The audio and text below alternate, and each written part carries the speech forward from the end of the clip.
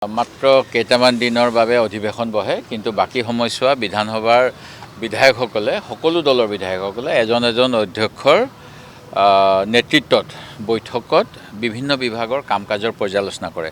আজি আমি ৰাজহুৱা হিচাপ পৰীক্ষণ বিভাগৰ যি বৈঠক অনুষ্ঠিত কৰিলোঁ। ইয়াত আমাৰ কৃষি বিভাগ, জনস্বাস্থ্য কাৰিকৰী বিভাগ, বিদ্যুৎ বিভাগ, শিক্ষা বিভাগ আৰু অন্যান্য বিভাগ কেতবোৰৰ কাম কাজ যিসমূহ সমিতিয়ে পৰ্যবেক্ষণ কৰিছিলে বিভিন্ন জিলাত কাম কাজবিলাক ভাল হোৱা নাছিল, বা আজি আমাৰ বহুত স্কুলৰ নিয়মীয়া প্ৰধান শিক্ষক বা অধ্যক্ষ নাই, তাৰ ফলত যিসকল ভাৰপ্ৰাপ্ত জিলা শিক্ষা বিষয়া তেখেতসকলেই বিদ্যালয়সমূহ পৰিচালনা কৰে, তাৰ ফলত খেলি মেলি হয়।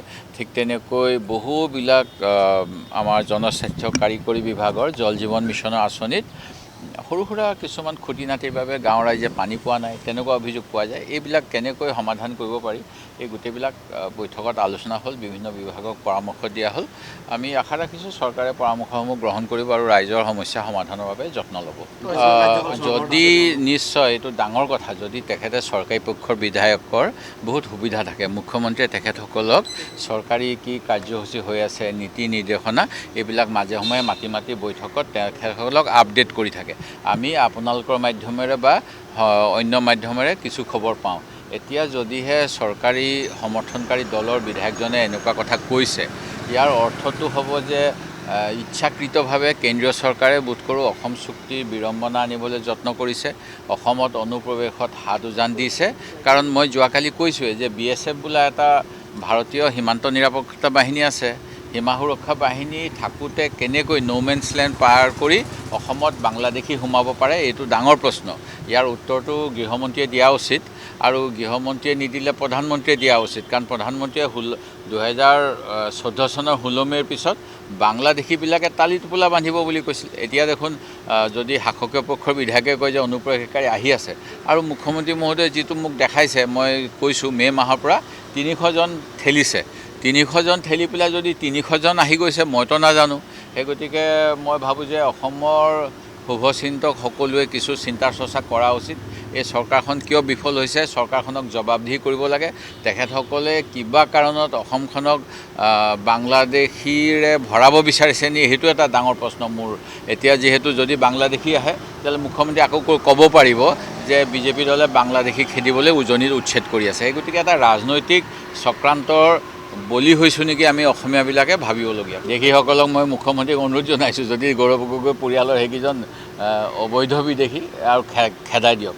আৰু যদি বৈধ মানে এইটোৱে বুজাইছোঁ যে কাগজ পত্ৰ লৈ পেলাই থকা মানুহ, তেওঁলোকে এতিয়া আমাৰ ভাৰতবৰ্ষত 160খন দেশৰ বোধ কৰোঁ পাছপৰ্ট লৈ, ভিছা লৈ পেলাই ডিপ্ল'মেটসকল আছে। বিভিন্ন চাইনিজ কোম্পানীয়ে আদানীৰ কোম্পানীত কাম কৰে। চাইনিজ নাগৰিকসকলে পাছপৰ্ট ভিছা লৈ পেলাই ভাৰতবৰ্ষ আৰু অন্যান্য জেগাত কাম কৰি আছে। আদানীয়ে যেতিয়া চ'লাৰ প্লেণ্ট আৰু কিবাকিবি বনাব, তেতিয়া বহুত চাইনিজ মানুহ ইয়ালৈ আহিব।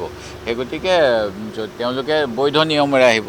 যদি গৌৰৱ গগৈ পৰিয়ালৰ মানুহবিলাক বৈধ হৈ আছে, মুখ্যমন্ত্ৰীয়েতো একো কৰিব নোৱাৰে। সেই গতিকে এইবিলাক খালী আৰু মানুহৰ মনত মানে সন্দেহ বিয়পাবৰ এটা অপচেষ্টা। ইয়াৰত চাওক, মুখ্যমন্ত্ৰী মহোদয়ে নিজেই নিজৰ কথাবিলাকৰ পৰা আমি দেখা পাইছোঁ। তেখেতে কৈছিল যে বিজেপি দলে যিটো উন্নয়ন কৰিবলৈ BTR চুক্তি কৰিলে, আৰু মানে প্ৰধানমন্ত্ৰীক লৈ আহিলে, গৃহমন্ত্ৰীক লৈ আহিলে, কেইবাবাৰো তালৈ গ'ল, আৰু প্ৰতি বছৰে বোধকৈ ডাঙৰ অনুষ্ঠান কৰে। এইবিলাক কৰাৰ পিছত এতিয়া নিৰ্বাচনৰ সময়ত মুখ্যমন্ত্ৰীয়ে কৈছে যে VCDCবিলাকে বোলে তাত দুৰ্নীতি কৰি থাকে, মুখ্যমন্ত্ৰীয়ে গমেই নাপায় যে তাত উন্নয়ন নহ'ল। সেইটোৱে এটা ডাঙৰ চমক হ'ব যে তেওঁলোকে মানে গোটেই টকা পইচাবিলাক আগতে বোধ কৰোঁ হাগ্ৰামা মহিলাৰীৰ কথা কৈ আছিলে মুখ্যমন্ত্ৰীয়ে, মই শুনা পাইছিলোঁ 1000 কোটি টকা খাই দিলে বুলি। যোৱা সময়ছোৱাত চাগে 2000 কোটিমান আহিলে কিজানি, প্ৰমোদ বড়ো আৰু মুখ্যমন্ত্ৰীৰ দলটোৱে খালে কিজানি। সেই গতিকে এইবিলাক কথা কৈ আছে। সেই গতিকে আমি ভাবোঁ যে তেওঁৰ চমকটো তেওঁৰ কথাখিনিতে ওলাব। আমি BTRৰ বা BTC অঞ্চলৰ ৰাইজৰ সামগ্ৰিক উন্নয়নৰ বাবে কংগ্ৰেছে এইবাৰ দায়িত্ব ল'বলৈ আশাবাদী, আৰু আমি চেষ্টা কৰিম। তেওঁলোকৰতো ইতিমধ্যে বুজাপৰা হৈ আছে। আপোনালোকে এটা কথা চাবচোন, এতিয়া এজন সাংসদ, তেখেতৰ নামটো হ'ল মিছন ৰঞ্জন দাস, আৰু এজন হ'ল তেখেতসকলৰ ডাঙৰ বিষয়ববীয়া বোধ কৰোঁ উপসভাপতি বিজয় গুপ্তা।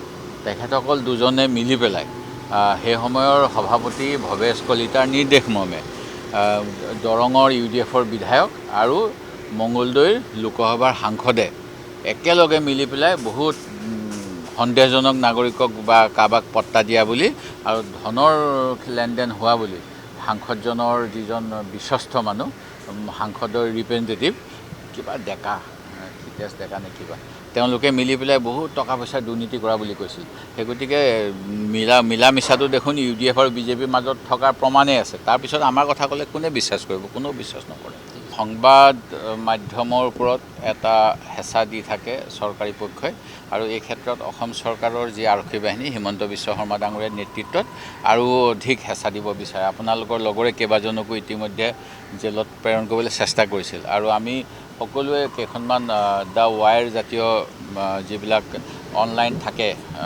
তেনেকুৱা মাধ্যম কিছুমানৰ বাতৰিবিলাক যথেষ্ট বিশ্বাস কৰোঁ তেওঁলোকে একদম নিৰপেক্ষভাৱে লিখে সেই তাৰ যিজন ফাউণ্ডাৰ সিদ্ধাৰ্থ ভাদৰাজন তেওঁৰ ওপৰত অসম আৰক্ষীয়ে বোলে কিবা ৱাৰেণ্ট দিছে বুলি শুনিছোঁ এটা গোচৰত যিটো গোচৰৰ ক্ষেত্ৰত কিন্তু সুপ্ৰিম কোৰ্টে নে কোনোবাই বোধকৈ ইতিমধ্যে তেওঁক মানে এনেকুৱা একো বাধা দিব নালাগে বুলি হকা বাধা নকৰিব বুলি কৈছে তাৰপিছতো এনেকুৱা কৰি পেলাই যিটো স্বেচ্ছাচাৰিতা তাৰ নিদৰ্শন দাঙি ধৰিছে অসম আৰক্ষীয়ে তাতকৈ বেছি একো নহয়